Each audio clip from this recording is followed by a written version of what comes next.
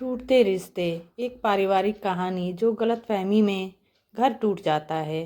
तो आइए सुनते हैं ये कहानी। बबली स्कूल से वापस आई तभी उसकी मम्मी कंचन ने कहा, बबली सीधे ऊपर आ। बबली ने जिद करते हुए कहा, मम्मी अभी ताई जी से चीज़ें लेकर आती हूँ। लेकिन कंचन ने डांटते हुए कहा, सीधी ऊपर आती है या वहीं आकर तेरी पिटाई करूँ।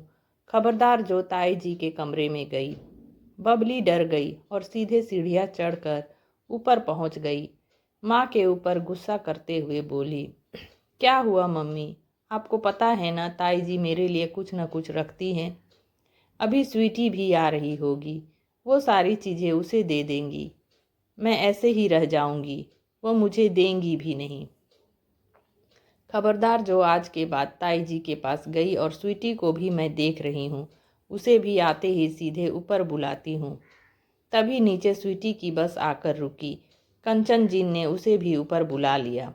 दोनों बहनें अपनी मम्मी से बहुत गुस्सा थी। स्वीटी ने आते ही पूछा, मम्मी क्या हो गया? ताई जी से कोई बात हो गई है क्या? तुम बच्चे हो, इस सब में मत पड़ो। अब हम यहाँ नहीं रहेंगे। तुम्हारे पापा गए हैं कहीं किराए पर मकान ढूंढने, मिलते ही चले जाएंगे। लेकिन मम्मी हुआ क्या है, कुछ तो बताओ। बोला ना कुछ नहीं हुआ, चलो खाना खाकर पढ़ने बैठो। दोनों बहनें कानाफूसी करते हुए अपने कमरे में चली जाती हैं। शाम को पूरे घर का माहौल बदला हुआ था। कोई भी किसी से बात नहीं कर रहा था। कन्हैया लाल जी, उनकी पत्नी शांति, उनका बेटा रोहन, तीनों ही अपने घर से बाहर नहीं निकले। इधर कंचन जी और उनके पति रमेश जी भी बहुत कम बात कर रहे थे। दोनों परिवार एक ही घर में ऊपर नीचे रहते थे और शाम को आंगन में बैठकर बातें करते थे। लेकिन आज दोनों परिवार अपने अपने कमरे में कैद थे। बबली और स्वीटी को कुछ भी पता नहीं था कि क्या बात है। अगले दिन सुबह कंचन जी ने दोनों बेटियों को जल्दी उठा दिया। सारा सामान पैक करके तैयार होकर बैठ गए। थोड़ी देर में गाड़ी आ गई जिसमें सामान चढ़ा दिया गया। घर में बिल्कुल सन्नाटा छाया हुआ था। दोनों बेटियां ताऊ जी और ताई जी को देखना चाहती थी, लेकिन वे दोनों अपने बेटे रोहन के साथ अपने कमरे में बंद थे। कुछ देर में सौरभ जी कंचन और दोनों बेटियों को लेकर वहां से चल दिए। बबली और स्वीटी दोनों रोते हुए ताई जी के कमरे के दरवाजे को पीटने लगी, लेकिन अंदर से कोई आवाज़ नहीं आई। कंचन जी दोनों को खींचते हुए ले गई और गाड़ी में बिठा दिया। कुछ ही देर में गाड़ी अपनी नई मंजिल की ओर चल दी। सालों से जो परिवार एक साथ रह रहा था, अचानक सब बिखर गया। सौरभ जी और कंचन जी एक किराए के मकान में चले गए थे। नए घर में पहुंचकर कंचन जी सामान सजाने लगी। बबली और स्वीटी दोनों एक जगह बैठकर खामोशी से सब देख रही थी। सौरभ जी ने दोनों बेटियों को समझाते हुए कहा, बेटा हमें भी कोई खुशी नहीं हो रही वहाँ से आते हुए, लेकिन तुम नहीं जानती उन्होंने हमारे साथ क्या किया। हमारी पुश्तैनी साड़ी की दुकान बीच बाजार में है। पिताजी के जाने के बाद से हम दोनों भाई वो दुकान चला रहे हैं। सारा हिसाब भाई साहब देखते थे, लेकिन अभी 10 दिन पहले उन्होंने मुझे बताए बगैर रोहन को नई दुकान खुलवा दी। उस दुकान में पैसे लगा वो हमारी दुकान से ही आया था। जब मैंने पूछा तो कहा उस नई दुकान पर केवल उनके बेटे का हक है। मेरे विरोध करने पर उन्होंने कहा, तेरी तो लड़कियां हैं, तुझे क्या करना है। उनकी शादी का खर्चा भी तो इसी दुकान से निकलेगा। इतनी बेईमानी सहकर मैंने मकान और दुकान में से अपना हिस्सा मांगा तो भाई साहब ने कहा, जैसा रह रहे हो तो रहो, मैं कुछ नहीं दूंगा। इसलिए हम अलग होकर आ गए। मैं अब कपड़े की सप्लाई का काम करूंगा। यकीन नहीं होता कि बड़े भाई होकर सारे बिजनेस और मकान पर कब्जा करके बैठ गए। बबली और स्वीटी को ये बातें समझ नहीं आ रही थी, लेकिन धीरे धीरे कंचन और सौरभ ने उनके मन में ताऊजी और ताईजी के लिए नफरत भर दी थी। धीरे धीरे समय बीत रहा था।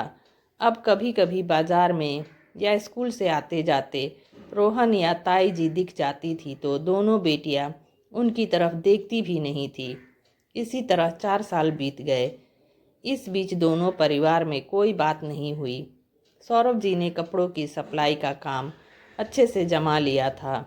दोनों बेटियां भी अब बड़ी हो रही थी।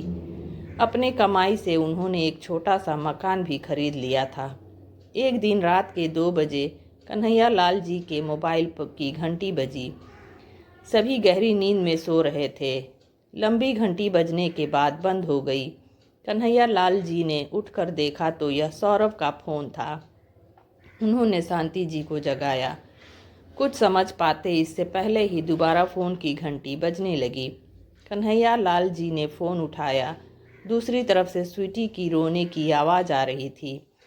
ताऊ जी, पता नहीं पापा को क्या हो गया, अचानक बेहोश हो गए। बहुत डर लग रहा है, आप जल्दी से आ जाइए।